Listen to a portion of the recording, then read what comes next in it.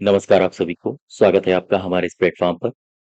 आज के इस वीडियो में हम उत्तर प्रदेश की सभी परीक्षाओं में पूछी जाने वाली उत्तर प्रदेश की महत्वपूर्ण योजनाएँ पढ़ेंगे और ये वीडियो महिला और बाल विकास से संबंधित वीडियो है। यानी महिला और बाल विकास से संबंधित जितनी भी योजनाएँ सरकार चला रही हैं, उन योजनाओं को कवर करने का पूरा प्रयास किया गया है। तो वो महत्वपूर्ण योजनाओं का ये भाग 2 है। इससे पहले अगर आपने इसका भाग 1 नहीं देखा है, तो आप हमारी प्लेलिस्ट में जाके देख सकते हो। और इसकी अगर आपको पीडीएफ चाहिए तो आप हमारे टेलीग्राम चैनल से भी जुड़ सकते हो। वहाँ से आप पीडीएफ को डाउनलोड कर लीजिएगा। साथ ही साथ चैनल को सब्सक्राइब करिए, वीडियो को शेयर भी कर दिया करो, ठीक है? तो चलिए शुरू करते हैं। महिला और बाल विकास संबंधी हम लोग योजनाएँ पढ़ रहे थे और उसी के आगे कंटिन्यू करते हैं। महिला और बाल विकास संबंधी योजनाएँ संबंधी योजनाएँ। यानी कि उत्तर प्रदेश सरकार ने ऐसी कौन-कौन सी योजनाएँ शुरू की हैं, जो महिलाओं को और बच्चों के भविष्य के लिए हैं। तो इसी में एक अभियान है, आप वो पढ़िए, मिशन शक्ति अभियान, मिशन शक्ति अभियान, ठीक है? ये अभियान आपसे पूछा जा सकता है, उत्तर प्रदेश सरकार में योगी आदित्यनाथ ने इसकी शुरुआत की। क्वेश्चन ये उठता है कि मिशन शक्ति अभियान को शुरू कब किया गया? तो आप बताओगे 17 अक्टूबर सन 2020, ठीक है? 17 अक्टूबर सन 2020 से इसे शुरू किया गया। अच्छा, कहाँ से शुरू किया गया? स्थान क्या था? तो स्थान है बलरामपुर। बलरामपुर में देवी शक्तिपीठ है, देवी पाटन, तो वहीं से इसको शुरू किया गया था। देवी पाटन शक्तिपीठ से, ठीक है? तो बलरामपुर से इसकी शुरुआत हुई 17 अक्टूबर 2020 को। अच्छा, किसने की? क्वेश्चन ये बनता है। इसका शुभारंभ किया किसने? तो ध्यान रखिएगा, इसका शुभारंभ किया था योगी आदित्यनाथ ने, ठीक है? हमारे मुख्यमंत्री जी ने इसकी शुरुआत की। ये मिशन शक्ति अभियान क्यों शुरू किया गया? इसका कुछ ना कुछ तो उद्देश्य होगा। ये जो मिशन शक्ति अभियान है, इसका उद्देश्य क्या रहा? क्यों इसको शुरू किया गया? तो ध्यान रखिएगा, मिशन शक्ति अभियान के तहत जो महिलाएँ हैं, उनकी सुरक्षा पर ध्यान दिया जा रहा है। तो हम कह सकते हैं कि बालिकाओं बालिकाओं और बच्चों की सुरक्षा, उनकी गरिमा को बढ़ावा देना उनकी गरिमा को बढ़ावा देना। ध्यान रखिएगा, मिशन शक्ति अभियान का उद्देश्य क्या है? मिशन शक्ति का अभियान का उद्देश्य है महिलाओं, बच्चों और बालिकाओं की सुरक्षा को सुदृढ़ करना, उनकी गरिमा को बढ़ावा देना। तो ये तो मिशन शक्ति की बात हो गई। मिशन शक्ति के कई चरण शुरू किए गए हैं, आगे आने वाले समय में। जैसे-जैसे वक़्त बीता, इसको कई चरणों में लागू किया गया है। तो अभी हाल ही की करंट अफ़ेयर की का मुद्दा है ये, आप इस पर ज़्यादा ध्यान दीजिएगा। अभी अक्टूबर की खबर है, 14 अक्टूबर 2023, ध्यान देना, पिछले साल की ही खबर है। ये 17 अक्टूबर में शुरू हुआ था, तो 14 अक्टूबर 2023 को योगी जी ने ये जो मिशन शक्ति अभियान है, इसके चौथे चरण का शुभारंभ किया। ध्यान रखिएगा, मुख्यमंत्री जी ने इसके किसके? मिशन शक्ति अभियान के, ठीक है? इसके चौथे चरण का शुभारंभ किया। अच्छा, क्वेश्चन ये बनता है कहाँ से किया? जैसे इसकी शुरुआत कहाँ से की गई थी? मिशन शक्ति अभियान की शुरुआत की गई थी बलरामपुर से। तो मुझे ये बताओ, इसका चौथे चरण का शुभारंभ कहाँ से किया गया? कहाँ से? तो आंसर होगा आपका लखनऊ से। आप अगर हमारी current affairs Uttar Pradesh current affairs की सीरीज को फॉलो कर रहे होंगे, तो आपको पता होगा ये, मैंने उसमें करवाया हुआ है। तो मिशन शक्ति का चौथा चरण ये शुरू हुआ था लखनऊ से, ठीक है? कब शुरू हुआ? तारीख याद रखिए, चूँकि करंट का मुद्दा है और आपसे पूछा जा सकता है। 14 अक्टूबर 2023 को। अच्छा, इस अवसर पर कई सारी महिलाओं को भी सम्मानित किया गया। कई सारी नहीं, दरअसल 3 महिलाएँ थीं। तो ये जो चौथा चरण, इसका शुभारंभ कब हुआ? 14 अक्टूबर 2023 में। इस अवसर पर 3 महिलाओं को सम्मानित किया गया। दरअसल इसकी शुरुआत हुई थी लखनऊ से और लखनऊ में जो मुख्यमंत्री जी का आवास है, वहीं से इसकी शुरुआत हुई थी और उसी आवास में 3 महिलाओं को भी इन्होंने को सम्मानित किया गया, ठीक है? तो ये 3 महिलाएँ कौन हैं? सबसे पहली महिला हैं, इनका नाम है प्रभा सोतिया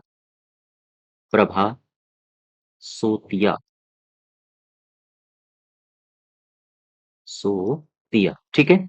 दूसरा है ऋतु करिधल ऋतु करिधल श्रीवास्तव। और तीसरी महिला है, इनका नाम याद रखो, आपने सुना भी होगा, रोशनी नदार, ठीक है, मल्होत्रा। तो ये 3 महिलाएँ हैं, इनको मिशन शक्ति के चौथे चरण का जब शुभारंभ किया जा रहा था 14 अक्टूबर 2023 को, तब इनको भी सम्मानित किया गया था। बात समझ पाए? अब नेक्स्ट देखो एक योजना, अच्छा ये योजना में आपको क्या-क्या याद रखना है? तो इसकी तो आपको तारीख याद रखनी है, कहाँ से इसको स्टार्ट किया गया, बलरामपुर से याद रखना है और इसका शुभारंभ तो आपको पता ही होगा। इसके अलावा आपको चौथा चरण याद रखना है। चौथा चरण किस तारीख को शुरू किया गया? तो 14 अक्टूबर 2023 को। चूँकि करंट का मुद्दा है इसलिए आप ये भी याद रखो, ठीक है? नेक्स्ट देखो, एक योजना है निर्भया एक पहल, निर्भया एक पहल। ये उत्तर प्रदेश सरकार के द्वारा इसको भी शुरू किया गया। ये जो मिशन शक्ति के 4 चरण चले हैं, तो मिशन शक्ति का जो तीसरा चरण था, उसी चरण में इसको शुरू किया गया है। तो ध्यान रखिएगा, मिशन शक्ति के तीसरे चरण में, मिशन शक्ति के तीसरे चरण में, जिसे इसे अब निर्भया एक पहल के नाम से भी जाना जाता है, जिसे निर्भया एक पहल, जो निर्भया एक पहल है, ये शुरू किया गया, ठीक है? ये शुरू कब किया गया? निर्भया एक पहल, ये शुरू किया गया था, तारीख याद रखोगे आप, 29 सितंबर 2021 से, ठीक? निर्भया एक पहल 29 सितंबर 2021 से शुरू किया गया। अच्छा, क्या लक्ष्य है इसमें? क्यों शुरू किया गया है? तो ध्यान दीजिएगा, जो महिलाएँ हैं, महिलाओं में उद्यमिता कौशल को प्रोत्साहित करना। उद्यमिता कौशल को क्या करना? प्रोत्साहित, ठीक? तो निर्भया एक पहल, ये मिशन शक्ति के तीसरे चरण में शुरू हुआ था और निर्भया एक पहल इसे कहा जाने लगा। और साथ ही साथ अगर आपसे तारीख पूछा जाए तो आप बताओगे 29 सितंबर 2021 से इसको शुरू किया गया था और महिलाओं में उद्यमिता कौशल को प्रोत्साहित करना इसका लक्ष्य है। अच्छा, ये तो ठीक है। तो ये जो महिलाओं में उद्यमिता कौशल को प्रोत्साहित किया जाएगा, इससे लाभ क्या होगा? इससे लाभ ये होगा कि जैसे सपोज़ करो ये कोई महिला है, अगर इसमें आपने इसके अंदर उद्यमिता कौशल आ गया, तो ये अपने यहाँ कुटीर उद्योग टाइप का कोई इंडस्ट्री एस्टेब्लिश कर सकती है, तो अपने आस-पास के क्षेत्र के लोगों को भी ये रोज़गार दे सकती है, ठीक है? इस स्थिति में ये जो पहल है, निर्भया एक पहल, इसमें ये निर्धारित किया गया कि एक जिले से, ध्यान देना, एक जिले से 1000 महिलाओं को प्रशिक्षित किया जाएगा। ये इसका लक्ष्य है। इसका लक्ष्य क्या है? इसका लक्ष्य है महिलाओं को उद्यमिता कौशल के लिए प्रोत्साहित करना। अच्छा ठीक है, प्रोत्साहन में क्या किया जाएगा? तो एक जिले से एक महिला, सॉरी 1000 महिलाओं को प्रशिक्षण दिया जाएगा या प्रशिक्षण किट प्रदान की जाएगी। ठीक है? प्रशिक्षण किट प्रदान की जाएगी। अच्छा होगा क्या? अब ये मुझे बताओ कि एक जिले से 1000 महिलाओं को प्रशिक्षित किया जा रहा है, तो टोटल अपने यहाँ जिले कितने हैं? 75, और 75 जिलों से जब 1000 महिलाओं को इसमें प्रशिक्षित किया जाएगा, तो टोटल कितनी महिलाएँ हो जाएँगी प्रशिक्षित? ये हो जाएँगी 75,000। बोलो भाई। यानी टोटल 75,000 महिलाओं को प्रशिक्षण किट दिया जाना है। बात समझ पा रहे हो? टोटल 75,000 महिलाओं को प्रशिक्षण किट दिया जाएगा। ठीक? अच्छा, इसके बाद क्या होगा? एक एक क्वेश्चन और सिंपल सा यहाँ से बनता है। सिंपल सा ये बनता है कि ये जो महिलाओं को प्रशिक्षण देने की बात हो रही है, और ये काफ़ी इंपॉर्टेंट क्वेश्चन है आपके लिए। ये जो प्रशिक्षण देने की बात हो रही है, ये कौन-सा विभाग देगा उत्तर प्रदेश का? तो ध्यान दीजिएगा, ये जो प्रशिक्षण का पूरा कार्यक्रम चलेगा ना, ये 3 दिन का चलता है। 3 दिन का प्रशिक्षण होगा और इसको, ये पूरे कार्यक्रम को क्रियान्वित करने की ज़िम्मेदारी सूक्ष्म लघु विभाग की है। यानी कि प्रशिक्षण कार्यक्रम को प्रशिक्षण कार्यक्रम को क्रियान्वयन कौन करेगा? क्रियान्वित करने की ज़िम्मेदारी किसकी है? एमएसएमई विभाग की। तो ये बात आप याद रखोगे, ये इंपॉर्टेंट है, ठीक है? तो इस क्वेश्चन में फिर से आओ, निर्भया एक पहल, ये कब शुरू हुआ? 29 सितंबर 2021 से। और होगा क्या इसमें निर्भया एक पहल में? महिलाओं में उद्यमिता कौशल को इसमें प्रोत्साहित किया जाएगा, ठीक? कितनी महिलाओं को एक जिले से इसमें चूज़ किया जाएगा जिनको प्रशिक्षण किट प्रदान की जाएगी? तो एक जिले से 1000 महिलाएँ। इसका आशय हो गया, टोटल कितनी महिलाएँ ले रहे हैं? टोटल महिलाएँ ले रहे हैं 75,000। इनको प्रशिक्षण किट प्रदान किया जाएगा और इसका पूरा क्रियान्वयन करने की ज़िम्मेदारी किसकी है? एमएसएमई विभाग की। और 3 दिनों का विशेष प्रशिक्षण अभियान होगा इसके अंतर्गत। बात समझ पा रहे हो आप? ठीक है? अब नेक्स्ट देखो। नेक्स्ट योजना है आपकी उत्तर प्रदेश, यहां पर लिख लो, उत्तर प्रदेश भाग्य लक्ष्मी योजना, भाग्य लक्ष्मी योजना। ये उत्तर प्रदेश भाग्य लक्ष्मी योजना है। क्वेश्चन अगर आपसे सिंपल सा क्वेश्चन पूछे कि ये योजना कब शुरू हुई, तो आप बताओगे 2017 से। ठीक है, इस योजना को 2017 से शुरू किया गया। अच्छा, क्यों शुरू किया गया, उद्देश्य क्या है? ये सारी योजनाएं उत्तर प्रदेश की हैं, इसलिए आप बहुत ध्यान से देखिएगा इनको। उत्तर प्रदेश भाग्य लक्ष्मी योजना सन 2000 से शुरू हुई। क्यों शुरू की गई, कोई भी योजना क्यों शुरू की जाती है? ताकि समाज में बेटियों के साथ भेदभाव को समाप्त किया जाए। ठीक है, समाप्त किया जाए। अच्छा, ठीक है, तो बेटियों के साथ जो भेदभाव हो रहा है उसे जब समाप्त कर दिया जाएगा, तो होगा क्या, एक समानता का भाव आएगा। दूसरा, जो समाज में भ्रूण हत्याएं हो रही हैं उनको रोकना, समाज में भ्रूण हत्या रोकना। ठीक है, और साथ ही साथ जब भ्रूण हत्या रुकेगी तो ऑटोमेटिक लिंगानुपात ठीक हो जाएगा, अर्थात लिंगानुपात ठीक करना। ठीक है, लिंगानुपात ठीक करना, यहां तक क्लियर हुआ? अच्छा, अब एक बात समझो, उत्तर प्रदेश भाग्य लक्ष्मी योजना, इसका उद्देश्य तो ये है। अब सपोज करो ये कोई बालिका है, बात समझना, ये कोई बालिका है और ये लाभ लेना चाहती है उत्तर प्रदेश भाग्य लक्ष्मी योजना का, ये बनना चाहती है लाभार्थी। तो इसे क्या होना पड़ेगा, इसे कौन कौन सी शर्तें शर्तें हम कहें लगाती है उत्तर प्रदेश सरकार, जिससे कोई भी बालिका उत्तर प्रदेश में भाग्य लक्ष्मी योजना का लाभार्थी बन सके। तो देखो, इसका लाभ लेने के लिए पात्रता क्या होनी चाहिए, या फिर क्या क्या वो शर्तें होनी चाहिए, या क्या क्या वो कंडीशंस होनी चाहिए जिससे कोई भी बालिका लाभ ले सके। ठीक है, सबसे पहली बात, सपोज करो ये कोई बालिका थी, अगर ये भाग्य लक्ष्मी योजना की लाभार्थी बनना चाहती है, भाग्य लक्ष्मी योजना की लाभार्थी बनना चाहती है, चूंकि ये योजना है उत्तर प्रदेश की, तो फिर उत्तर प्रदेश सरकार आशा करती है कि ये जो बालिका है या इसके पेरेंट्स हैं वो उत्तर प्रदेश के ही निवासी हों। तो सबसे पहली शर्त क्या है, सबसे पहली शर्त यह है कि इस बालिका के जो माता पिता होंगे, माता पिता उत्तर प्रदेश के मूल निवासी हों। ठीक, दूसरी कंडीशन क्या है, दूसरी कंडीशन ये है कि सपोज करो ये बालिका है और इस बालिका की ये है माता पिता। ठीक, बात समझना, सरकार कहती है कि अगर आपको भाग्य लक्ष्मी योजना के तहत लाभार्थी होना है, तो ये जो माता-पिता हैं अर्थात ये जो पूरा परिवार है, इसकी आय, इसकी वार्षिक आय कम से कम 2 लाख रुपए होनी चाहिए। तो दूसरी बात याद रखो, ये काफ़ी इम्पोर्टेंट बात है। आवेदक के परिवार आवेदक के परिवार की वार्षिक आय 2 लाख रुपए से कम हो, यानी कि मैक्सिमम कितनी होनी चाहिए? मैक्सिमम होनी चाहिए 2 लाख रुपया वार्षिक, ठीक है? तो 2 लाख से इसको कम होना चाहिए वार्षिक आय, तभी ये परिवार उत्तर प्रदेश भाग्य लक्ष्मी योजना का लाभार्थी बन सकता है। अच्छा, ठीक है, तीसरी कंडीशन क्या है? ध्यान रखिएगा, अगर ये लड़की यानी कि ये माता-पिता इस लड़की को उत्तर प्रदेश भाग्य लक्ष्मी योजना के तहत लाभार्थी बना रहे हैं, तो सरकार कहती है कि लड़की का विवाह 18 साल से कम उम्र में आप नहीं कर पाओगे, कम उम्र में नहीं करोगे, ठीक है? तो ये 3 कंडीशंस हैं, 3 कंडीशंस को आपको ध्यान रखना है। सबसे पहली पात्रता क्या होनी चाहिए? माता-पिता यूपी के हों, परिवार की मैक्सिमम आय 2 लाख रुपया वार्षिक हो, ठीक है? इससे 2 लाख रुपए से कम हो, हाँ, मतलब कम हो, अधिक ना हो, ठीक है? सही तो लिखा है। तीसरी कंडीशन क्या है? लड़की का विवाह 18 साल के बाद ही होना चाहिए। ये तीनों कंडीशंस पता चल गई। अब देखो इसमें और भी कई सारी कंडीशंस हैं। देखो, इसके कई सारे उद्देश्य हैं, जैसे सरकार कहती है कि अगर आप ये पात्रताएँ फॉलो करते हो और आपने अगर बच्ची को अपनी उत्तर प्रदेश भाग्य लक्ष्मी योजना के तहत लाभार्थी बना दिया, तो देखो हम अपनी तरफ से क्या-क्या करेंगे आपकी बच्ची के लिए, ध्यान दो।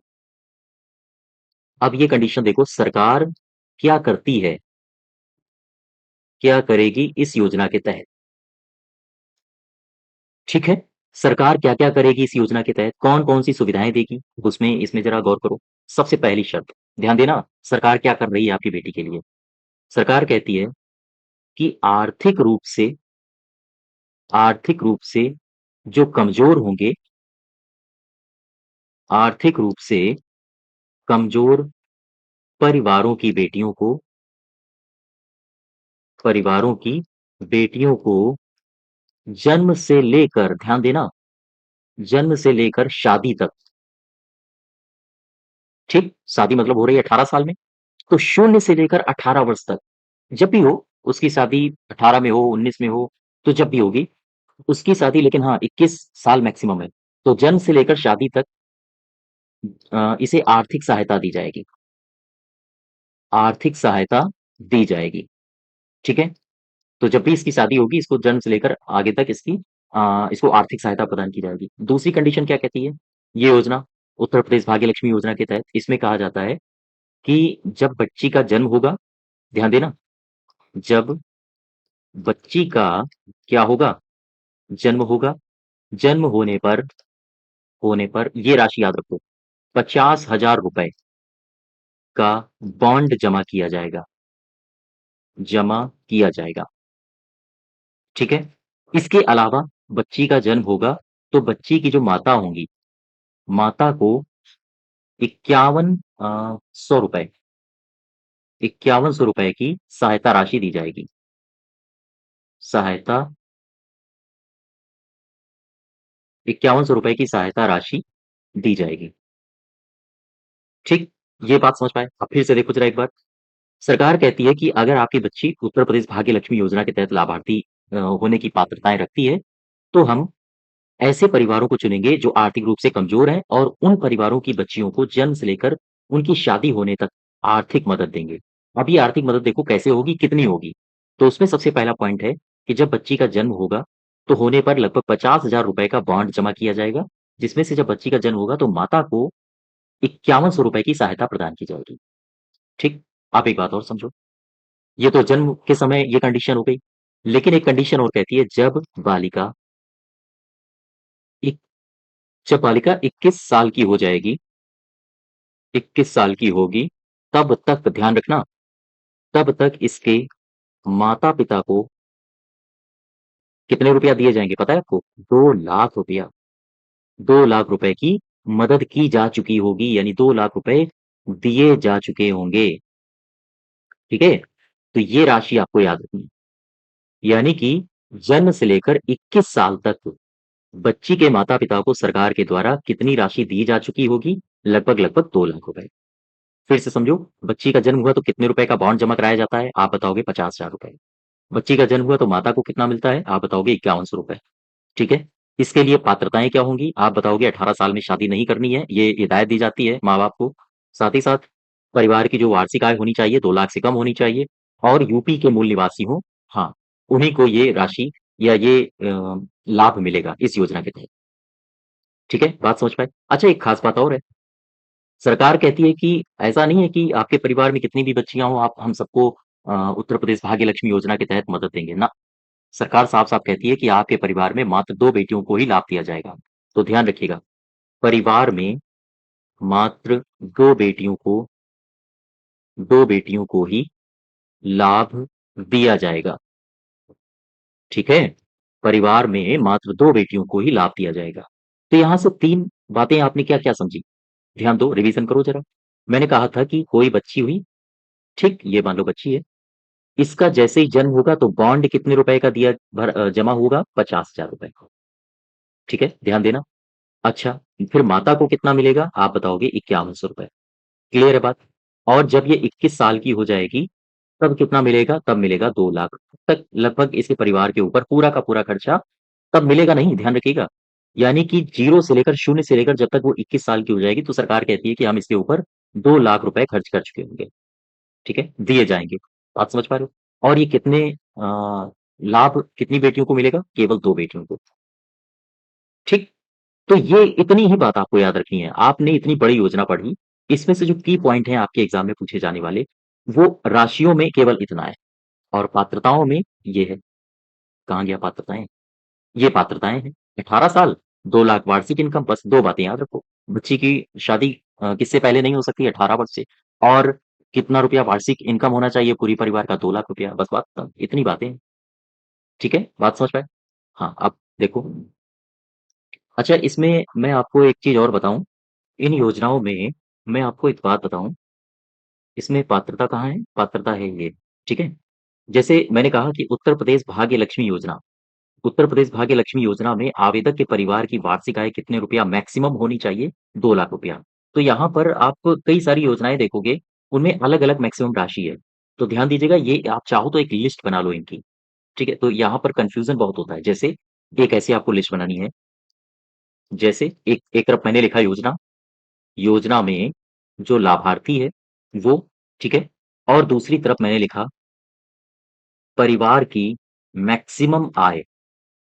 अब जैसे मैं कुछ 1-2 एग्ज़ाम्पल आपको दिखाता हूँ। चूँकि यहाँ कन्फ्यूज़न होता है, इसलिए आपको वहाँ ज़्यादा फ़ोकस करना है जहाँ पर क्वेश्चन गलत होने की संभावनाएँ रहती हैं, ध्यान देना। योजनाओं में मैंने लिखा कि मैं इसी को उठा लेता हूँ पहली, भाग्य लक्ष्मी योजना, ठीक है? मैंने लिखा भाग्य लक्ष्मी योजना। तो भाग्य लक्ष्मी योजना में किसी भी लाभार्थी के परिवार की मैक्सिमम आय कितनी होनी चाहिए? 2 लाख रुपया वार्षिक, ठीक? यहाँ तक क्लियर हुआ? फिर मैंने कहा, मैं और अगर आपसे योजना की बात करूँ, मुख्यमंत्री सामूहिक विवाह योजना, ध्यान देना। मैंने कहा मुख्यमंत्री सामूहिक विवाह योजना में जो लाभार्थी होता है, उस लाभार्थी के परिवार की मैक्सिमम आय कितनी होनी चाहिए? तो आप बताओगे 2 लाख रुपए वार्षिक, ठीक है यहाँ तक? फिर मैंने लिखा एक योजना और, जैसे मैंने लिखा कौन-सी मैं लिखूँ जहाँ पर 2 लाख है? अ, हाँ, एक मैं लिख रहा हूँ निराश्रित महिला पेंशन योजना, निराश्रित महिला पेंशन योजना, मैंने ये लिखा। मैंने कहा कि निराश्रित महिला पेंशन योजना में जो लाभार्थी होता है, उस लाभार्थी को के परिवार की मैक्सिमम आय कितनी होनी चाहिए? आप बताओगे 2 लाख रुपया वार्षिक, ठीक है? फिर मैंने लिखा एक योजना अंबेडकर विशेष रोजगार योजना, अंबेडकर विशेष रोजगार योजना। तो अगर इस योजना का कोई व्यक्ति लाभ उठाना चाहता है, तो उस व्यक्ति के परिवार की वार्षिक इनकम कितनी होनी चाहिए? 2 लाख रुपया वार्षिक, ठीक है? कितनी होनी चाहिए से मेरा आशय है कि इससे ज़्यादा ना हो, ठीक है? इससे ज़्यादा नहीं होनी चाहिए, इससे कम होनी चाहिए। 2 लाख को अगर क्रॉस कर रही है आपकी सालाना इनकम, तो फिर आप इन योजनाओं का लाभ नहीं ले पाओगे। जैसे मैं अगर बात करूँ अ, मुख्यमंत्री बाल सेवा योजना, तो इस योजना में भी परिवार की वार्षिक आय कितनी होनी चाहिए? 2 लाख रुपया वार्षिक, यानी कि 2 लाख से कम हो, ठीक है? इसके आप इक्विवेलेंट मत समझ लेना कि 2 लाख तो होनी ही चाहिए। मैक्सिमम 2 लाख हो, इससे नीचे हो। अच्छा, 2 लाख के अलावा 3 लाख कहाँ पर है? जैसे मैं लिखूँ मुख्यमंत्री कन्या सुमंगला योजना। इस योजना में परिवार की वार्षिक आय कितनी होनी चाहिए सालाना? आप बताओगे 3 लाख रुपया वार्षिक, ठीक है? तो आप ऐसी एक लिस्ट बना लो। मैंने जितनी भी योजनाएँ करवाई हैं, उन योजनाओं को आप इस तरह से एक लिस्ट में एक कंपाइल्ड कर लो ताकि आप रिवीज़न करते वक़्त, यानी जब आपका एग्ज़ाम हो तो आप रिवीज़न कर पाएँ। जैसे आपसे पूछ लिया जाएगा मुख्यमंत्री कन्या सुमंगला योजना में लाभार्थी के परिवार की निम्नलिखित में से कितनी मैक्सिमम आय होनी चाहिए? तो आप बताओगे 3 लाख। बाकी भाग्य लक्ष्मी योजना में 2 लाख, सामूहिक विवाह योजना में 2 लाख। तो इस तरह से आप लिस्ट बना के हाँ, याद कर सकते हो। ठीक है? तो ये योजना कौन-सी थी? ये योजना थी उत्तर प्रदेश भाग्य लक्ष्मी योजना। अब देखो, ये जो उत्तर प्रदेश भाग्य लक्ष्मी योजना है, इसमें हमने देखा क्या-क्या है? सरकार क्या-क्या करेगी बच्चियों के लिए? जन्म होगा तो 50,000 का बॉन्ड जमा कराया जाएगा और माता को ₹5100 दिया जाएगा। और एक बात मैंने आपको बताई थी इस योजना में कि 2 बेटियों को ही ये लाभ दिया जाएगा और 21 साल की जब होगी, तब तक सरकार उस पर लगभग 2 लाख रुपया खर्च करेगी। अच्छा, अब ये देखो 2 लाख रुपया ये खर्च कैसे करेगी? जैसे मैं 2-4 एग्ज़ाम्पल मैं आपको बताता हूँ। जैसे बेटी जब कक्षा 6 पास करेगी, तब उसे ₹3000 की सहायता राशि दी जाएगी, ठीक? बेटी जब कक्षा 8 में प्रवेश करेगी, तो उसे ₹5000 की सहायता राशि, जैसे अगर वो 12वीं पास करे तो फिर उसे 7,000 रुपए की सहायता राशि, या फिर सॉरी ये 12वीं है, 10वीं में 7,000, और 12वीं में उसे 8,000 रुपए की सहायता राशि। इस तरह से लगातार दिया जाएगा उसको। इस तरह से हाँ, उसे लगातार दिया जाएगा। बात समझ पा रहे हो आप? तो ये योजना है उत्तर प्रदेश भाग्य लक्ष्मी योजना। इसमें बहुत सारी सुविधाएँ उत्तर प्रदेश सरकार देती है। तो ख़ैर इस तरह की बातें आप आपके एग्ज़ाम में नहीं पूछा जाएगा। आपके एग्ज़ाम में पूछा क्या-क्या जाएगा? आओ उनकी बात कर लें। सबसे पहले इसकी शुरुआत कब हुई? इसको याद रखिएगा, ठीक? इसका उद्देश्य तो आप ऑप्शन पढ़ के भी लगा सकते हो। अच्छा, पात्रता में ये बात याद रखो आप, मैक्सिमम परिवार की कितनी आय होनी चाहिए? 2 लाख। इसके अलावा लड़की की शादी की बाउंडेशन क्या होगी? 18 साल, ठीक है? इसके अलावा ये कंडीशन याद रखो, जब बच्ची जन्म होगी तो 50,000 रुपए का बॉन्ड जमा किया जाएगा और माता को 5100 रुपए की राशि दी जाएगी। साथ ही साथ जब शून्य से लेकर यानी जन्म से लेकर शादी तक कितना रुपया सरकार खर्च करेगी? शादी से शून्य से लेकर शादी तक खर्च करेगी सरकार लगभग 2 लाख रुपया। इसको इस अमाउंट को भी आप याद रखो, ठीक है? क्लियर है बात? हाँ, और बाकी ये बातें आप लिस्ट बना के याद रखो। नेक्स्ट देखो अगली योजना, एक योजना है आपकी मुख्यमंत्री बाल सेवा योजना। मुख्यमंत्री बाल सेवा योजना, ठीक है? ये योजना काफ़ी चर्चा में रही थी कोविड के दौरान। तो मुख्यमंत्री बाल सेवा योजना, तो अगर आपसे पूछा जाए इसकी घोषणा कब हुई थी? घोषणा की किसने? तो आप बताओगे योगी जी ने। अच्छा, घोषणा कब की?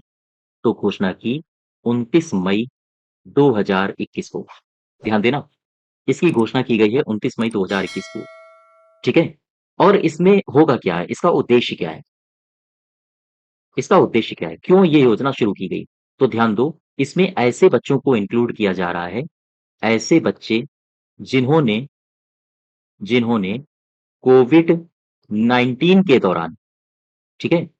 ये शब्द आप पकड़ना, इस महामारी के दौरान ऐसे बच्चे जिन्होंने इस महामारी के दौरान अपने माता-पिता को खोया है। माता-पिता को या इनका जो अभिभावक था, आर्थिक रूप से इनको मदद करने वाला अभिभावक। माता-पिता को या हम कह सकते हैं कि आय अर्जित करने वाला अभिभावक, अर्जित करने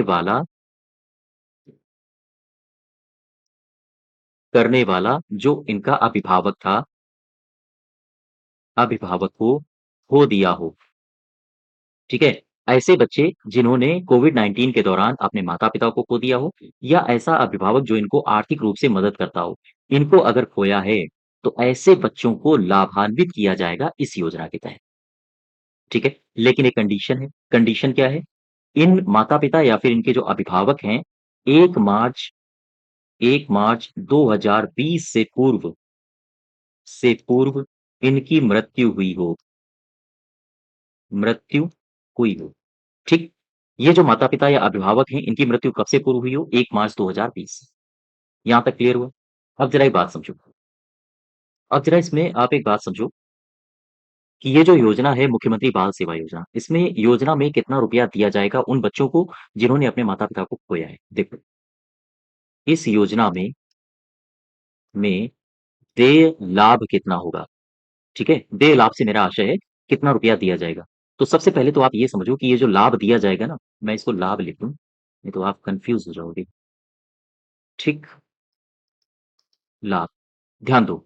अब ये जो लाभ दिया जाएगा ना, ये दरअसल 2 श्रेणियों में दिया जाता है। 2 श्रेणियों में लाभ दिया जाता है। कौन-कौन सी हैं? देखो, सबसे पहले लाभ दिया जाता है 0 से लेकर 10 साल तक के बच्चों को, 10 वर्ष, ठीक? जब 0 से लेकर 10 वर्ष और दूसरी श्रेणी में लाभ दिया जाता है 11 से लेकर 18 वर्ष तक के बालकों को। बात समझ में आई? 0 से लेकर 10 वर्ष तक के जब बच्चों को लाभ दिया जाता है, तो प्रति माह 4,000 रुपए, प्रति माह 4,000 रुपए ये जो बच्चे होंगे, सपोज़ करो ये कोई बालक है 0 से लेकर 10 साल का, या बालक है या बालिका है, या इसको कुछ भी कह सकते हैं, शिशु है, ठीक है? तो इसको प्रति माह 4,000 रुपए दिए जाएँगे, लेकिन इसको नहीं दिए जाएँगे। ये बालक जिनके यहाँ रह रहा होगा, यानी जो इसके अभिभावक होंगे, उनके खाते में 4,000 रुपया प्रति माह दिया जाएगा। 4,000 रुपए प्रति माह इसके अभिभावक को दिया जाएगा। अब ज़रा इस कंडीशन में आओ, 11 से लेकर 18 वर्ष का अगर बालक हो गया है, तो सरकार कहती है कि कक्षा 12 तक की पढ़ाई के लिए इसकी पढ़ाई निःशुल्क इसको शिक्षा दी जाएगी, ठीक है? या हम कहें इसकी पढ़ाई निःशुल्क करवाई जाएगी और कहाँ पर? सरकार इसके लिए अटल आवासीय विद्यालय बना रही है। अटल आवासीय विद्यालय में और साथ ही साथ कस्तूरबा गांधी आवासीय विद्यालय में। तो हम कह सकते हैं कि कक्षा 12 तक की निःशुल्क इसको शिक्षा दी जाएगी। अटल आवासीय विद्यालय और कस्तूरबा गांधी आवासीय विद्यालयों में इसे निःशुल्क शिक्षा प्रदान करने के लिए इसका प्रवेश कराया जाएगा, ठीक है? और जब भी कभी ये छुट्टी में आएगा और अबे अपने अभिभावक के घर जाएगा, तो वहाँ पर फिर से इसको ₹4000 प्रति माह की राशि दी जाएगी इनके अभिभावकों को, ठीक है? तो ये कंडीशंस हैं, आप इसमें केवल और केवल इतना याद रखो ₹4000 प्रति माह सहायता राशि दी जाती है, बस। यही आपसे पूछा जाएगा, ठीक है? इनको आप इग्नोर कर सकते हो। तो कुल मिलाकर मुख्यमंत्री बाल सेवा योजना में सहायता राशि कितनी दी जाती है? आप कहोगे ₹4000 प्रति माह बच्चों के अभिभावकों को।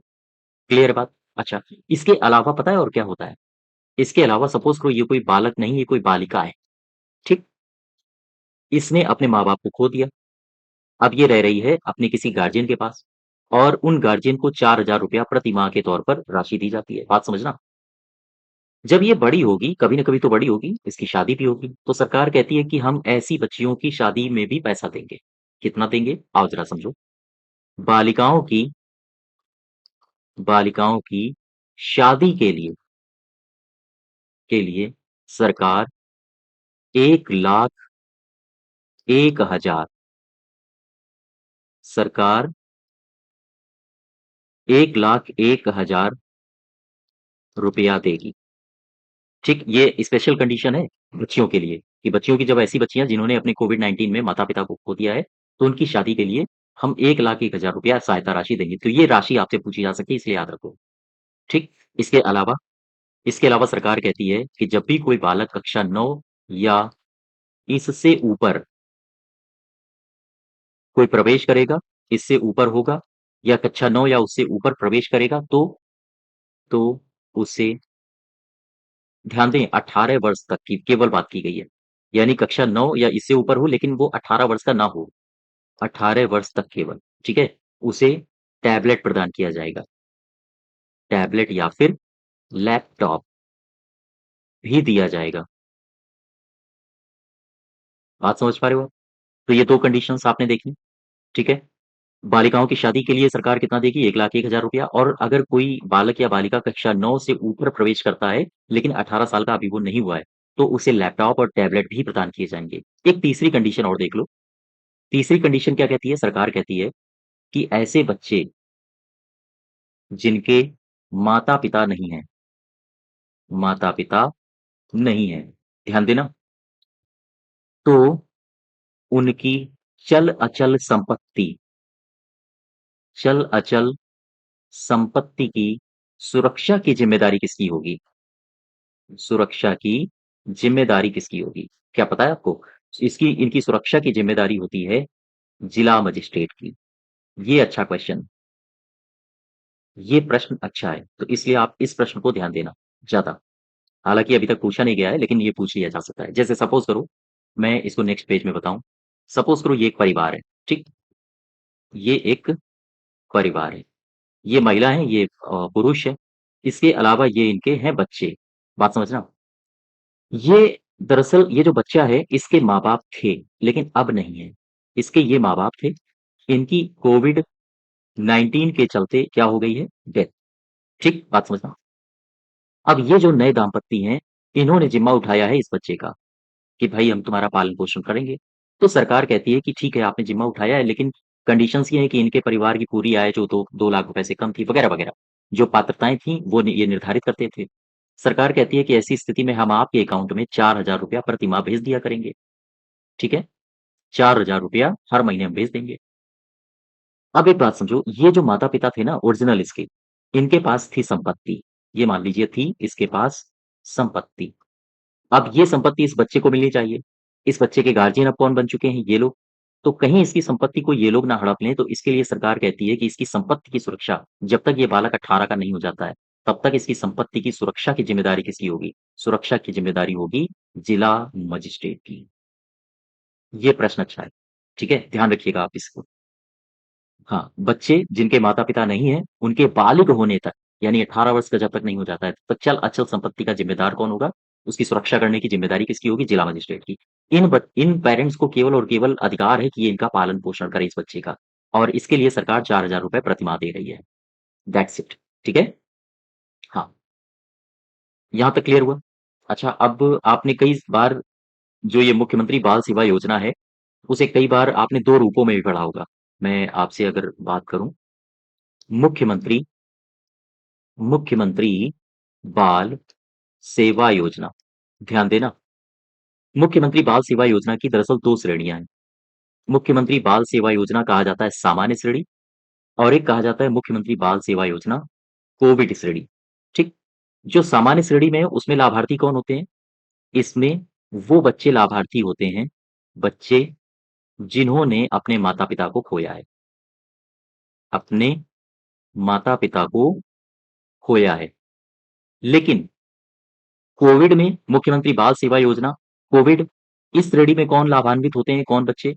या वे बच्चे जिन्होंने जिन्होंने अपने माता-पिता को खोया है। तो ये तो एक ही बात हो गई।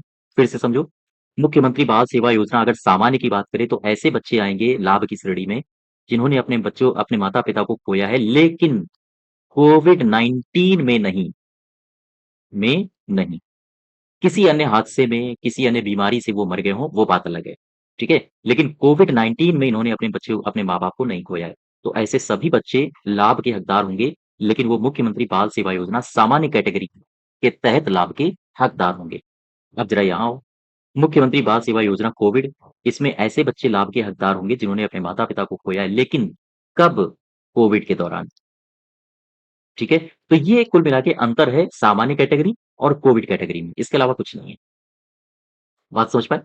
आप ज़रा इसको एक बार फिर देखो, ये जो मुख्यमंत्री बाल सेवा योजना थी, इसमें घोषणा किसने की? योगी जी ने। कब की? 29 मई 2021 को, ठीक है? और उद्देश्य वगैरह तो आपको पता ही होगा, ये कंडीशन आप याद रखोगे। कितनी राशि दी जाती है? ₹4000, ठीक है?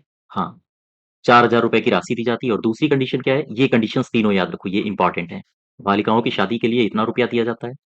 कक्षा 9 या इससे ऊपर अगर जाएँगे, ये कथन में पूछ सकता है आपसे, मैं इसलिए कह रहा हूँ। अगर बच्चा कक्षा 9 या इससे ऊपर पढ़ाई करेगा, तो 18 वर्ष का जब तक वो नहीं होगा, तब तक उसे हाँ, लैपटॉप और टैबलेट भी प्रदान किया जाएगा। और तीसरी कंडीशन क्या हो सकती है? तीसरी कंडीशन ये याद रखो, ये भी महत्वपूर्ण है, ठीक है? हाँ, और बाकी ये मैंने आपको समझाने के लिए बताया है। क्लियर है यहाँ तक? मुख्यमंत्री बाल सेवा योजना के बारे में आप समझ गए। अब नेक्स्ट देखो उत्तर प्रदेश की अगली योजना, मुख्यमंत्री मुख्यमंत्री सुपोषण घर योजना। मुख्यमंत्री सुपोषण घर योजना, ध्यान देना। ये जो योजना थी मुख्यमंत्री सुपोषण घर योजना, ये क्यों शुरू की गई? या इसका उद्देश्य क्या होगा? क्या बता सकते हो आप? क्यों शुरू करी गई थी? दरअसल मुख्यमंत्री सुपोषण घर योजना है, ध्यान दो। इसमें जो स्वास्थ्य विभाग के सहयोग से जो, अब एक बात यहाँ से समझो, क्वेश्चन में योजना में लिखा है सुपोषण। सुपोषण से सीधा-सा आशय है कि ऐसे लोगों के लिए ये योजना शुरू करी गई होगी, जिनके पास पोषण नहीं होगा या जो कुपोषित होंगे, और आम तौर पर कुपोषित कौन होता है? छोटे बच्चे, ठीक है? योजना में ही बहुत सारी बातें छुपी होती हैं, जो योजना का नाम होता है ना, उसमें बहुत सारी बातें छुपी होती हैं। तो स्वास्थ्य विभाग के सहयोग से किसके लिए शुरू किया गया ये? अति कुपोषित बच्चों के लिए। स्वास्थ्य विभाग के सहयोग से इसे अति कुपोषित बच्चों के लिए बच्चों के लिए प्रत्येक ब्लॉक या फिर सीएचसी, क्या होता है अभी हम देखेंगे। पीएचसी, ठीक है? सीएससी, पीएचसी में हमारे जो मुख्यमंत्री हैं, मुख्यमंत्री ने घोषणा की है कि यहाँ पर मुख्यमंत्री सुपोषण घर स्थापित किए जाएँगे, स्थापित होंगे। अब देखो, मुख्यमंत्री सुपोषण घर योजना क्या है? क्योंकि इसके तहत जो कुपोषित बच्चे होते हैं, उनकी देखभाल के लिए प्रत्येक सीएचसी या फिर पीएचसी, सीएससी बोले तो कम्युनिटी हेल्थ सेंटर, और पीएचसी बोले तो प्राइमरी हेल्थ सेंटर, ठीक है? प्राथमिक जो स्वास्थ्य केंद्र होते हैं, आपने आस-पास अपने देखे होंगे, वहाँ पर मुख्यमंत्री सुपोषण घर स्थापित किए जाएँगे। ठीक? ये घर क्या होते हैं, अभी इनकी हम चर्चा करेंगे। लेकिन पहले इस योजना के बारे में वो फैक्ट जान लो जो आपकी परीक्षा के लिए महत्वपूर्ण है। मुख्यमंत्री सुपोषण घर योजना में जब ये योजना शुरू करी गई थी, तो योजना की शुरुआत से पता है ये कितने जिलों में शुरू करी गई थी? तो योजना की शुरुआत से शुरुआत में ही 10 जिलों में 10 जिलों में ब्लॉक स्तर पर ध्यान दें 10 जिलों में, ठीक? और किस स्तर पर? ब्लॉक स्तर पर। ब्लॉक स्तर पर 28 ये संख्या याद रखो, 28 मुख्यमंत्री सुपोषण घर स्थापित करने की मंजूरी दी गई। स्थापित करने की मंजूरी प्रदान की गई। ठीक है? फिर से समझो, मुख्यमंत्री सुपोषण घर योजना क्या है? इसे 10 जिलों में ब्लॉक स्तर पर लगभग 28 मुख्यमंत्री सुपोषण घर स्थापित करने की मंजूरी दी गई थी और इसमें किन पर ज़्यादा फोकस किया जाता है? कुपोषित बच्चों पर।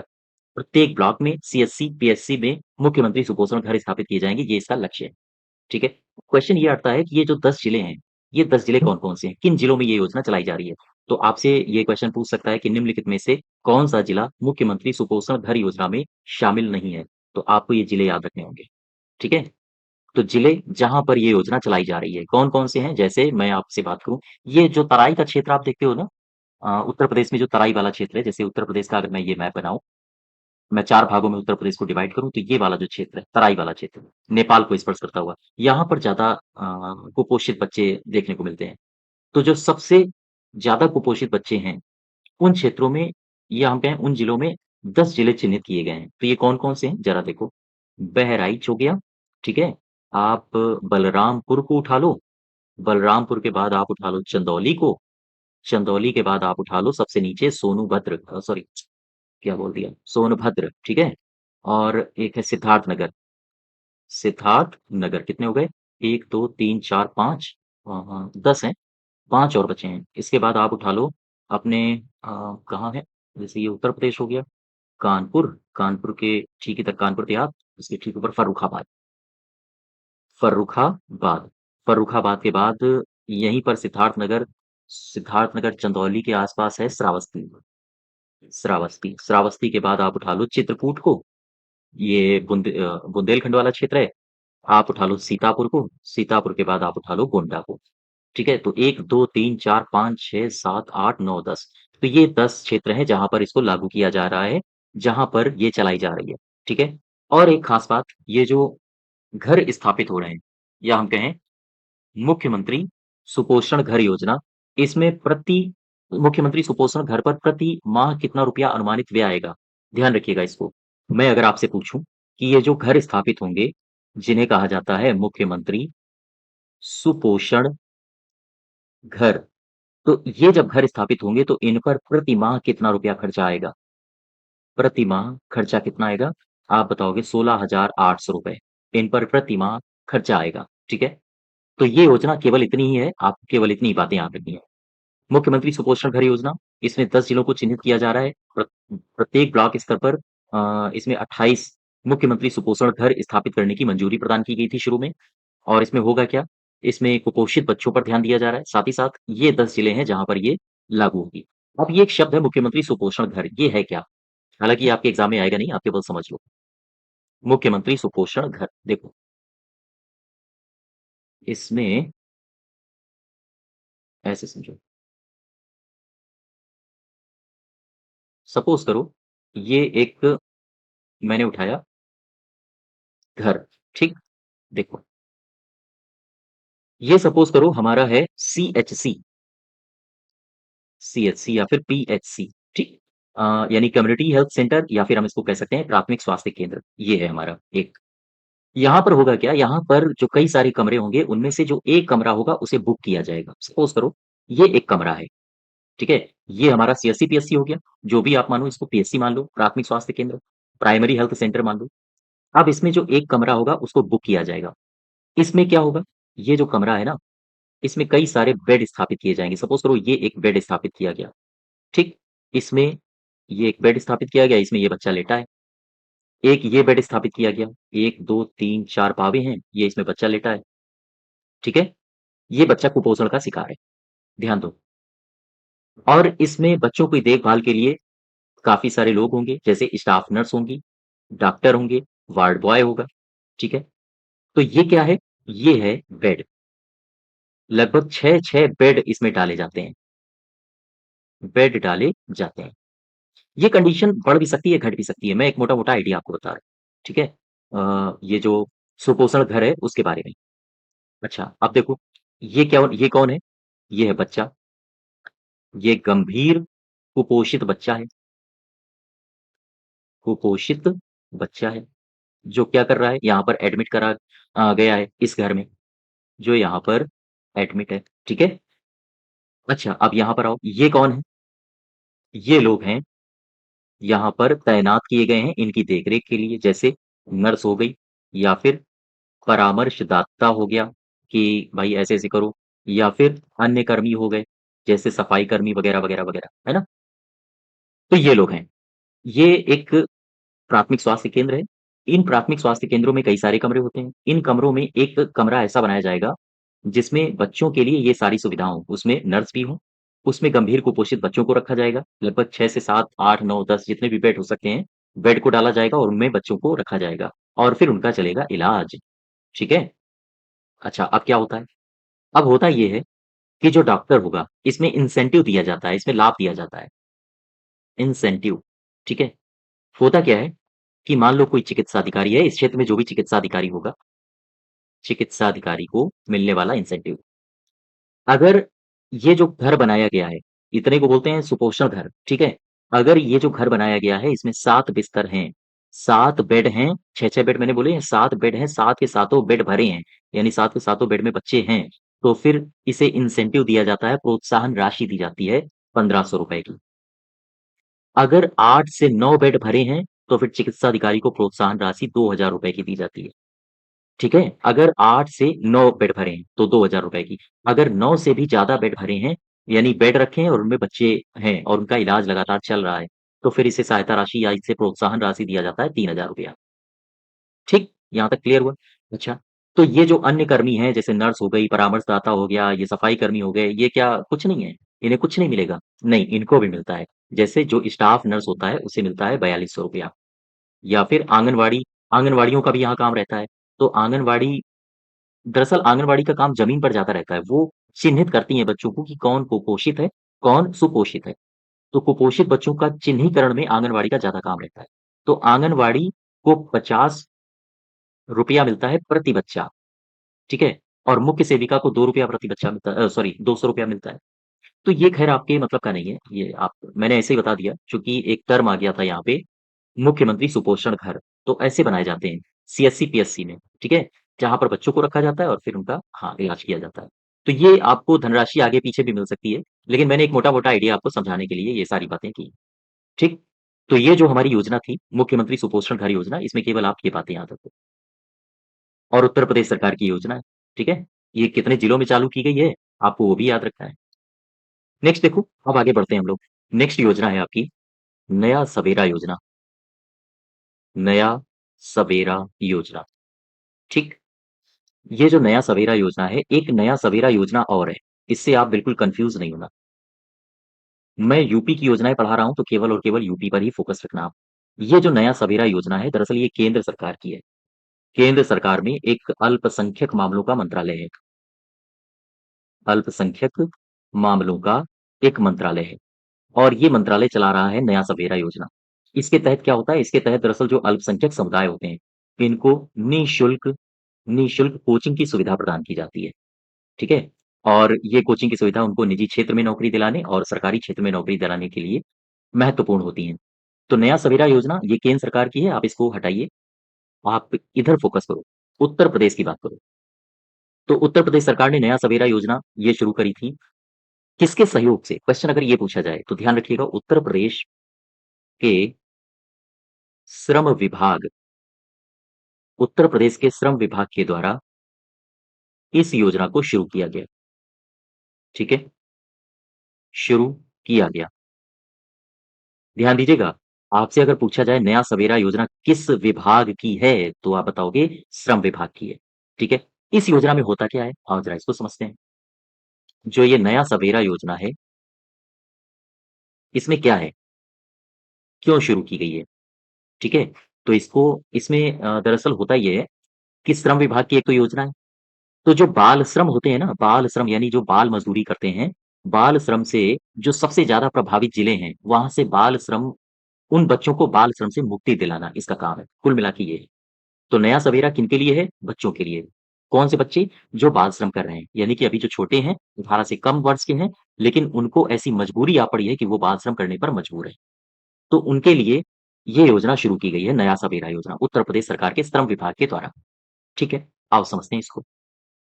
क्या है इसमें? दरअसल जो बाल श्रम से सर्वाधिक प्रभावित बाल श्रम से प्रभावित उत्तर प्रदेश के 20 जिलों में, याद रखिएगा ये फिगर याद रखो। उत्तर प्रदेश के 20 जिलों में बाल श्रम मुक्ति के लिए डोर टू डोर एक सर्वेक्षण इसके तहत किया जाएगा और फिर इनको बाल श्रम से मुक्ति दिलाई जाएगी। ठीक है? अच्छा, इस योजना के क्रियान्वयन के लिए इस योजना के क्रियान्वयन के लिए ऐसे ही नहीं क्रियान्वयन हो जाएगी। दरअसल 2 समितियाँ बनाई गई हैं। इस योजना के ब्लॉक स्तर पर क्रियान्वयन के लिए ब्लॉक स्तर पर कौन-सी समिति बनाई गई है? ब्लॉक स्तर पर बनाई गई है बाल अधिकार संरक्षण समिति। ठीक है? बाल अधिकार संरक्षण समिति। और जिला स्तर पर कौन-सी समिति बनाई गई है? जिला स्तर पर बनाई गई है जनपदीय जनपदीय बाल श्रम उन्मूलन समिति। तो आपसे अगर पूछा जाए, नया सवेरा योजना के तहत या किस योजना के तहत बाल अधिकार संरक्षण समिति और जनपद स्तर पर जनपदीय बाल श्रम उन्मूलन समिति इनका गठन किया गया है, तो आप बताओगे नया सवेरा योजना। ठीक है? कितनी योजनाओं यानी कितनी समितियों का गठन किया गया है? ब्लॉक स्तर पर भी और जिला स्तर पर भी। ब्लॉक स्तर पर बाल अधिकार संरक्षण समिति काम करेगी, बच्चों को बाल श्रम से निजात दिलाने के लिए, और जिला स्तर पर जनपदीय बाल श्रम उन्मूलन समिति का काम होगा। यहाँ तक क्लियर है? तो नया सवेरा में आप केवल और केवल इतनी बातें याद रखो। यही बातें आपके लिए महत्वपूर्ण है। 20 जिलों में शुरू हुई है और ये बातें, ठीक है? इसका लक्ष्य क्या है और साथ ही साथ इसकी समितियाँ। अब एक योजना आपने देखी होगी, पढ़ी होगी, सुनी भी होगी, इसका नाम है बीसी सखी योजना। बीसी सखी योजना। अब इसमें ज़रा देखो बीसी क्या है? बीसी को कहते हैं बैंकिंग करेस्पॉन्डेंट। Banking correspondent. अच्छा, बीसी सखी से अगर आपसे पूछा जाए कि इसको उत्तर प्रदेश सरकार ने शुरू कब किया? तो क्या बताओगे? 22 मई 2020 से। ये डेट याद रखना पूछी जाती है, ठीक है? बीसी सखी योजना उत्तर प्रदेश सरकार में कब शुरू हुई थी? सरकार ने शुरू किया था इसको 22 मई सन 2020 में, ठीक। क्यों शुरू की गई? लक्ष्य क्या है इसका? क्या टारगेट है? क्यों की गई? तो ये शुरू इसलिए की गई थी ताकि जो ग्रामीण क्षेत्र हैं, ग्रामीण क्षेत्रों में ध्यान देना, ग्रामीण क्षेत्रों में जो बैंकिंग सुविधा है, वो आसानी से पहुँच नहीं पाती है। तो बैंकिंग सुविधा के लिए कुछ महिलाओं को चिन्हित किया जाता है और उनके माध्यम से ग्रामीण क्षेत्रों में बैंकिंग सुविधा पहुँचाई जाती है। तो हम कह सकते हैं कि ग्रामीण क्षेत्रों में बैंकिंग सेवाओं को सर्वसुलभ सर्वसुलभ बनाने के लिए इस योजना को शुरू किया गया, ठीक है? शुरू किया गया। यहाँ तक क्लियर है? अब एक क्वेश्चन ये आता है कि बैंकिंग सखी योजना में ग्रामीण क्षेत्रों में बैंकिंग की सुविधा को पहुँचाना, ये इसका टारगेट है। कब शुरू हुई? 22 मई सन 2020 को। इसमें वेतन कितना मिलता है? कोई भी अगर इसमें काम करना चाहे, तो इसमें सैलरी कितनी मिलती है? ध्यान दीजिएगा, इस योजना के तहत कार्य करने वाली जो भी महिलाएँ होती हैं, इनको शुरुआत के जो 6 महीने होते हैं, 6 माह तक ₹4000 प्रति माह इनको वेतन दिया जाता है, ठीक है? फिर से समझो, महिलाओं को, ऐसी महिलाएँ जो बीसी सखी योजना के तहत ग्रामीण क्षेत्रों में बैंकिंग का कार्य पहुँचाने का काम करती हैं, उन्हें 6 महीने तक सैलरी ₹4000 प्रति माह दिया जाता है, ठीक? इसके अलावा क्या मिलता है, और कुछ मिलता है इनको? हाँ, जो ये ट्रांज़ैक्शन करती हैं ना, बैंकिंग ट्रांज़ैक्शन जो करती हैं, उसमें इनको कमीशन भी मिलता है। कमीशन भी मिलता है। बात समझ गए? ठीक है। और एक खास बात और है, मैं यहीं पर आपको बता दूं, नेक्स्ट स्लाइड में ना चलूं तो ज्यादा बेहतर रहेगा। एक खास बात यह है कि जैसे सपोज करो, अगर कोई महिला है, ध्यान देना, ये महिला है, ये गांव पहुंची, गांव में अन्य कई सारे लोग हैं, ये यहाँ पर काम करना चाहती है इस गांव में। तो इस महिला के पास कुछ डिजिटल उपकरण होने चाहिए ताकि ये बैंकिंग का कार्य निपटा सके। बात समझ पाए मैं क्या बोल रहा हूँ? मैं कह रहा हूँ कि मान लो ये कोई महिला है, ये महिला बीसी सखी योजना के तहत अपॉइंट हुई। अब ये किसी गांव में गई, इसको भेजा गया कि ठीक है जाओ, फला गांव में आप बैंकिंग के कार्य करो जाके, किसी को पैसा जमा करना है, किसी को निकलवाना है, तो इस तरह के काम वो कर सकती है। अब जब ये गांव पहुंचेगी तो क्या खाली हाथ पहुंचेगी, हाथ हिलाते हुए? नहीं, इसके पास कुछ उपकरण होंगे जो ऑनलाइन ट्रांजेक्शन्स वगैरह जब ये करेगी तो उन उपकरणों के माध्यम से करेगी। तो प्रश्न ये है कि ये उपकरण खरीदने के लिए सरकार इसको कितना रुपया देती है? ध्यान रखिएगा, इस योजना के तहत जो डिजिटल डिवाइस के लिए इसे 50,000 रुपए की सहायता राशि दी जाती है। ठीक है, की सहायता राशि दी जाती है। ये बात याद रखो, ये फिगर याद रखो। तो बैंकिंग सखी योजना से 2-3 बातें याद रखनी है। एक तो तारीख, कब शुरू हुई? दूसरा, बीसी का पूरा नाम बैंकिंग करेस्पॉन्डेंट है, और इसकी सैलरी कितनी मिलती है, और जब ये डिजिटल कोई उपकरण खरीदती है तो इसको कितना रुपया सहायता राशि के तौर पर दिया जाता है। इसके अलावा कुछ नहीं याद रखना है आपको। ठीक है? तो पहली बात, दूसरी बात, तीसरी बात। आपने देखा होगा कि यही 3-4 बातें हर एक योजना में हैं जो आपसे पूछी जाती हैं। ठीक है? नेक्स्ट देखो आप। अगली योजना है आपकी, उत्तर प्रदेश सरकार के द्वारा ये चलाई जा रही है। ये है किशोरी किशोरी लिखना है, किशोरी, फिर से मैं गलत लिख गया, हटा दो उसको। किशोरी बालिका योजना। ठीक है? किशोरी बालिका योजना। और इसे इसे कहा जाता है एसएजी। एसएजी का पूरा नाम है, आपसे अगर नाम पूछा जाए तो आप बताओगे स्कीम फॉर ए का मतलब है ADOLESCENT, एडोलेसेंट गर्ल। ठीक है? तो इसे कहा जाता है एसएजी, किशोरी बालिका योजना। आओ जरा इसको समझते हैं। सबसे पहली मेन बात आप याद रखो कि ये शुरू कब की गई थी, तो आप बताओगे 21 फरवरी को, 21 फरवरी 2019 को। उत्तर प्रदेश सरकार की मैं बात कर रहा हूँ, यूपी सरकार की। ठीक है? कौन-कौन सी बातें हैं इसमें? सबसे पहले तो ये क्यों शुरू की गई? तो लाभार्थी कौन है इसका? इन 2-3 बातों को आप जानने का प्रयास करो। सबसे पहले, इसका जो लाभार्थी होगा, यानी जो इस योजना के तहत लाभ उठा रहा होगा, वो 11 से लेकर 14 साल तक की 11 से 14 साल की किशोर बालिकाएँ होती हैं, किशोर बालिकाएँ। ठीक है? और ऐसी बालिकाओं को इसके अंतर्गत या इस योजना से लाभान्वित किया जाता है, जिनकी शिक्षा किसी वजह से छूट गई हो, जिनकी शिक्षा किसी वजह से, कोई भी वजह हो सकती है, किसी वजह से छूट गई हो। तो ऐसी बच्चियाँ जो 11 से 14 साल की हैं, ऐसी किशोर बच्चियाँ जिनकी शिक्षा किसी वजह से छूट गई हो, तो वो सारी की सारी लड़कियाँ किशोरी बालिका योजना के तहत लाभान्वित होंगी। ठीक? अच्छा, क्या किया जाएगा इसमें? कैसे लाभान्वित होंगी? तो ध्यान रखिएगा, इसमें बालिकाओं को खाने के लिए बाजरा दिया जाएगा। बाजरा का मतलब, हाँ, जो खाद्यान्न होते हैं, रोटियाँ पका के, अरहर की दाल अरहर की दाल या फिर मोटे अनाज, ठीक है? या फिर देसी घी आदि की सुविधा होगी, दिया जाएगा। ठीक है? इसका जो दूसरा पॉइंट है और कैसे मदद की जा रही है, इसमें जो बात है वो है कि उत्तर प्रदेश में इस योजना के तहत, यानी कि मैं किशोरी बालिका योजना की बात कर रहा हूँ, ठीक है? किशोरी बालिका योजना के तहत उत्तर प्रदेश में, पूरे प्रदेश में इस योजना के तहत वीरांगना दल बनेंगे, वीरांगना दल बनाए जाएँगे। और क्या होगा? आंगनवाड़ी आंगनवाड़ी में प्रत्येक माह प्रत्येक माह 8 तारीख को किशोरी दिवस के रूप में मनाया जाएगा, मनाया जाएगा। ठीक है? तो आप देख रहे हो, प्रत्येक माह की 8 तारीख को कौन-सा दिवस मनाया जा रहा है? किशोरी दिवस। ताकि किशोरियों को अ, जागरूक किया जा सके। ठीक है?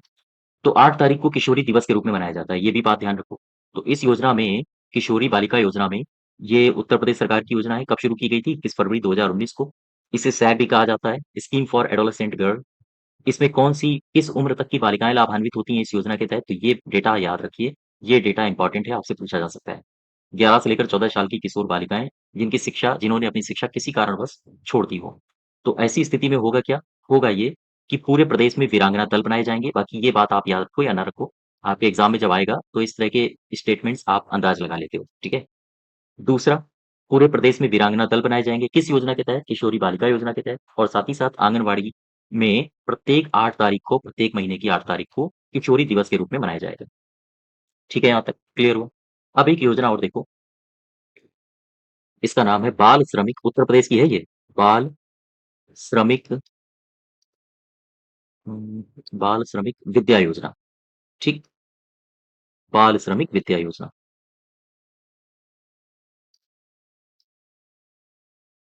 या कई-कई किताबों में आपको अलग-अलग ये भी लिखा मिल सकता है कि बाल श्रमिक विद्या धन योजना। तो कन्फ्यूज़ मत होना, मैं एक ही लिख रहा हूँ, ठीक है? अब ज़रा इस योजना को समझो, देखो क्या है ये योजना, इसमें कौन-कौन से प्रावधान हैं और कहाँ-कहाँ से ये हमारी परीक्षा में आ सकती है। बाल श्रमिक विद्या योजना, ध्यान दो। अगर मैं आपसे पूछूँ कि उत्तर प्रदेश सरकार ने इसको शुरू कब किया तो आप बताओगे 12 जून को, 2020 को, ठीक? प्रदेश सरकार ने 12 जून की ही तारीख क्यों चुनी? तो आप बताओगे 12 जून को होता है अंतर्राष्ट्रीय बाल श्रम निषेध दिवस। और इसी वजह से अंतर्राष्ट्रीय बाल श्रम निषेध दिवस के अवसर पर उत्तर प्रदेश के मुख्यमंत्री ने बाल श्रमिक विद्या योजना को शुरू किया 12 जून 2020 को, ठीक है? अब इस योजना में है क्या? जरा गौर करो, यहाँ पर आप देखो। बाल श्रमिक विद्या योजना या बाल श्रमिक विद्या धन योजना में है क्या? सपोज़ करो ये कोई बालक है, ठीक? ये कोई है बालक या फिर हम कहें ये है किशोर या फिर कोई किशोरी, ठीक है? ये जो किशोर या किशोरी है, यहाँ पर एक कंडीशन और याद रखो, ये 8 से लेकर 18 साल के मध्य है, ठीक? ध्यान देना, 8 से लेकर 18। अब ज़रा एक गौर करो करने वाली बात ये है कि अगर ये बच्चा क्या कर रहा है? ये बच्चा कर रहा है मज़दूरी। मज़दूरी करके ये जीविका चलाता है, अपना भी और अपने परिवार का भी। तो सरकार क्या कहती है? सरकार कहती है इससे कि यार तुम एक काम करो, तुम जीविका भी चलाओ और अगर जीविका तुम बंद कर दो तो हम तुम्हें कुछ रुपए भी देंगे। और इस प्रकार से सरकार कहती है कि मैं रुपए तुम्हें दे रहा हूँ भाई, तुम्हें आवश्यकता है पैसों की, क्योंकि तुम्हें परिवार का भरण-पोषण करना है, तो पैसे मैं देता हूँ, लेकिन पढ़ाई करो तुम। तो सरकार क्या कहती है? सरकार कहती है कि इसे शिक्षित किया जाएगा। यहाँ तक बात समझ पाए? यानी ऐसे बच्चे जो 8 से लेकर 18 वर्ष के हैं, बालक-बालिका या किशोर-किशोरियाँ, जो मज़दूरी करके जीविका चलाते हैं, तो सरकार उन्हें शिक्षित करने के लिए इस योजना को लाई है। कौन-सी योजना? बाल श्रमिक विद्या धन योजना, ठीक? अब क्वेश्चन ये आया कि मज़दूरी करके जीविका चलाता है, तो क्यों? कौन-सी ऐसी परिस्थितियाँ आ गई हैं? कौन-सी ऐसी परिस्थितियाँ आ गई हैं या कौन-सी ऐसी परिवार की ज़रूरतें हो गई हैं, जिसकी वजह से ये बालक काम कर रहा है? तो परिवार की कई सारी कंडीशंस हो सकती हैं, जैसे मान लीजिए माता-पिता थे, ठीक है? इस बच्चे के माता-पिता थे, माता-पिता अब नहीं रहे, इनकी मृत्यु हो गई, तो ऐसी स्थिति में ज़िम्मेदारी किसके ऊपर आ जाएगी? बच्चा अपना खुद कमाए। दूसरी कंडीशन, बच्चा माता-पिता की मृत्यु हुई है इसके नाबालिग अवस्था में, ठीक है? तो वो खुद कमाएगा। अच्छा, दूसरी कंडीशन क्या हो सकती है? हो सकता है इसके माता या पिता हों, लेकिन वो कैसे हों? वो हों विकलांग, अक्षम हों, बाहर ना जा सकते हों, तब भी इसकी ज़िम्मेदारी होगी कि ये कमाए। तीसरी कंडीशन क्या हो सकती है? ये हो सकता है इसके माता-पिता हों, लेकिन वो गंभीर बीमार रहते हों, तब भी इस इसकी स्थिति क्या होगी कि ये घर से बाहर निकले और कमाए। या हो सकता है कि ये भूमिहीन हो, तो घर के पालन-पोषण के लिए इसको घर से बाहर निकलना पड़ेगा ताकि ये शाम को कुछ पैसे तो लेकर आए, है ना? तो ये कंडीशंस हो सकती हैं कि जब ये मज़दूरी करने निकला घर से, तो ये कंडीशंस ही इसे घर से बाहर निकालेंगी। अच्छा, अब लक्ष्य क्या है सरकार का? तो ये तो कंडीशन की मैं बात कर लिया। सरकार का लक्ष्य क्या है इस योजना के तहत? बाल श्रमिक विद्या धन योजना के तहत सरकार कहती है कि हम जो सर्वाधिक कामकाजी बच्चे हैं, सर्वाधिक कामकाजी बच्चों वाले 20 जिलों को चिन्हित किया जाएगा, ठीक? चिन्हित किया जाएगा। ध्यान देना, गौर करना। सरकार कहती है कि ऐसे 20 जिलों को चिन्हित किया जाएगा जहाँ सबसे ज़्यादा कामकाजी बच्चे हैं, जो बच्चे काम करते हैं, ठीक है? तीसरी कंडीशन क्या कह रही है? दूसरी कंडीशन कहती है कि प्रति जिले से 20 लाभार्थी बच्चों को लिया जाएगा, बच्चों को लिया जाएगा। ये कंडीशन थोड़ी अलग है, यहाँ 20 नहीं, यहाँ 100 कर लो। प्रत्येक जिले से 100 लाभार्थी बच्चों को लिया जाएगा। अच्छा ठीक है। तो ध्यान दो, 20 जिलों से बच्चे लेने हैं और हर जिले से लेने कितने हैं? 100। यानी कि 20 जिले हो गए और 100 बच्चे हो गए, टोटल बच्चे कितने हो गए? 2000। तो कुल मिला के 2000 कामकाजी बच्चों को इस योजना के तहत शामिल किया जाएगा। इस योजना के तहत क्या किया जाएगा? हाँ, शामिल किया जाएगा। ठीक है? यहाँ तक क्लियर होगी बात? इसको ध्यान से समझिएगा। ये जो योजना है, बाल श्रमिक विद्याधन योजना, सबसे पहली बात तो आपने इसका देखा ईयर कब शुरू हुई, किस अवसर पर शुरू किया गया? अंतर्राष्ट्रीय बाल श्रमिक निषेध दिवस के अवसर पर, ठीक? कौन-कौन सी कंडीशंस इसमें किस उम्र तक के बालक-बालिकाएँ शामिल हैं? 8 से लेकर 18 वर्ष तक के, यहाँ तक क्लियर है? तो ये कुछ फैक्ट हैं जो मैं अलग से नहीं लिख रहा हूँ, आपको ये सारे के सारे मैंने यहीं लिख दिए हैं। किस उम्र तक के शामिल हैं? 8 से लेकर 18 वर्ष, ठीक है? और मज़दूरी करके जीवन यापन करते हैं और सरकार कहती है कि हम तुम्हें शिक्षित करेंगे। अच्छा, आप आगे बढ़ो। लक्ष्य क्या है सरकार का? सरकार कहती है कि ऐसे 20 जिलों को चिन्हित किया जाएगा जहाँ पर सबसे ज़्यादा कामकाजी बच्चे हैं और हर जिले से 100 बच्चों को उठाया जाएगा और ये जो 100 बच्चे हैं तो टोटल हो जाएँगे 2000 बच्चे। तो इस योजना के तहत लगभग 2000 बच्चों को लाभार्थी के तौर पर शामिल किया जाएगा। ठीक? अब ज़रा देखो, इसमें आर्थिक सहायता सरकार कितनी देगी? आर्थिक सहायता सरकार के द्वारा कितनी दी जाएगी? तो ध्यान दो, सरकार की ये इम्पोर्टेंट सेगमेंट है। यहाँ से आपको बातें भूलनी नहीं है, ठीक है? आर्थिक सहायता कितनी दी जाएगी? अगर बालक है, बच्चा है, जो काम करने घर से बाहर जाता है और वो शिक्षा पाना चाहता है, तो सरकार कहती है कि हम आपको प्रति माह ₹1000 देंगे। लेकिन अगर वो बालिका है, तो सरकार कहती है कि हम आपको प्रति माह ₹1200 देंगे। ठीक है? तो आप देख सकते हो ₹200 का घाटा हो जाएगा अगर आप आज बालक हैं। अच्छा, यहाँ से मैं एक प्रश्न और आपसे पूछता हूँ। यहाँ से भी एक प्रश्न पूछता हूँ। ये तो क्वेश्चन हो गया कि अगर आपसे पूछा जाए कि बाल श्रमिक विद्याधन योजना के तहत बालकों को प्रति महीने कितना रुपया अनुदान दिया जाता है सरकार के द्वारा? तो आप कहोगे 1000। बालिकाओं को कितना रुपया दिया जाता है सरकार के द्वारा बाल श्रमिक विद्याधन योजना के तहत? तो आप कहोगे 1200। क्वेश्चन अगर बदल जाए, आपसे पूछे प्रति वर्ष कितना दिया जाता है? तो क्या बताओगे? 12,000 रुपया, भाई 12 महीने होते हैं, 1000 रुपया प्रति महीने तो 12,000 रुपया प्रति वर्ष। यहाँ पर कितना रुपया दिया जाता है वार्षिक? तो आप बताओगे 12-12 144 डबल 0 इतना रुपया वार्षिक। तो आपसे वार्षिक भी पूछा जा सकता है और प्रति महीने भी पूछा जा सकता है। तो तैयार रहिएगा, ठीक है? अब अच्छा ये तो ठीक है। ये इंपॉर्टेंट सेगमेंट है, आप इसको याद रखोगे। दूसरी कंडीशन देखो, दूसरी कंडीशंस कहती है सरकार की कि ये बालक है, ये बालिका है, ठीक है? मान लीजिए ये बालक-बालिकाएँ पढ़ते कक्षा 8 तक पहुँच गए और इन्होंने कक्षा 8 को पास कर लिया। तो सरकार कहती है कि अब हम 1000 नहीं देंगे।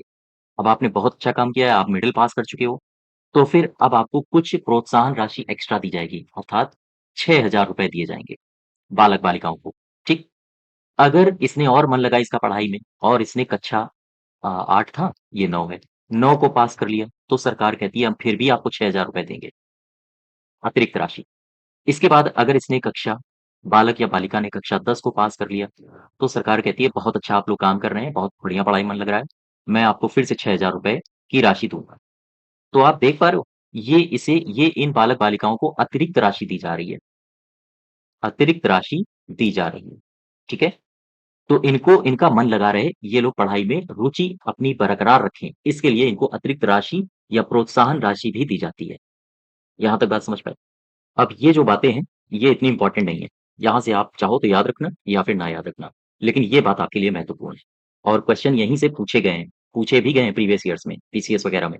तो आर्थिक सहायता बालक को 1000, बालिका को 1200। सालाना अगर पूछे तो 12,000 बालक को और 1 लाख सॉरी 14,400 है ना? इतनी बालिका को सालाना सहायता राशि दी जाएगी। प्रोत्साहन राशि आप याद रखना कि ₹6000 दिए जाते हैं, बाकी इतना अनिवार्य नहीं। अब ये जो मैं लिख रहा हूँ, ये आपके लिए महत्वपूर्ण है, ठीक है? जैसे सपोज़ करो ये बालक है, कोई बालिका है, अब वो इस योजना के तहत लाभ लेना चाहती है। योजना के तहत जब ये लाभ लेंगे तो इनको कुछ न कुछ शर्तों का पालन करना होगा। वो शर्तें कहाँ पर होंगी? किस एप्लीकेशन में दर्ज की जाएँगी? क्वेश्चन यहाँ से पूछा जा सकता है। ध्यान दो, सभी लाभार्थी जितने भी लाभार्थी हैं, सभी लाभार्थी का विवरण ऑनलाइन ऑनलाइन ई-ट्रैकिंग ये याद रखोगे, ऑनलाइन ई-ट्रैकिंग सिस्टम पर अपलोड किया जाएगा। अपलोड किया जाएगा। अच्छा, ऑनलाइन ई-ट्रैकिंग सिस्टम ये है क्या और इसे बनाया किसने? तो ध्यान रखिएगा, इस पर लाभार्थियों का विवरण अंकित करने का ये एक प्लेटफ़ॉर्म है और ये ई-ट्रैकिंग